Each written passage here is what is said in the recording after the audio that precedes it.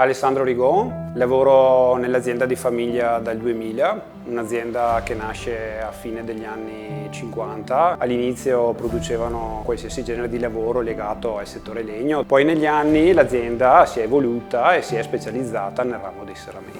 Da 20 anni sono socio e titolare insieme con mio cugino Rigon Angelo. L'azienda da quando è nata ha sempre avuto un occhio di riguardo per l'innovazione e la tecnologia. Già a metà degli anni 80 sono arrivate le prime macchine a controllo numerico e il passaggio tra il primo decennio del 2000 ha portato in azienda i primi centri di lavoro.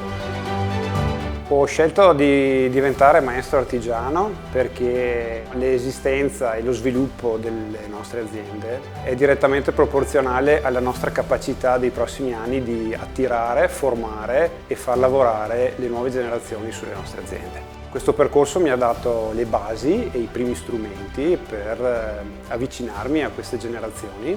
Ho scelto di fare il maestro artigiano anche per poter incontrare docenti e colleghi artigiani e con loro confrontarmi su quali sono le criticità e trovare delle soluzioni.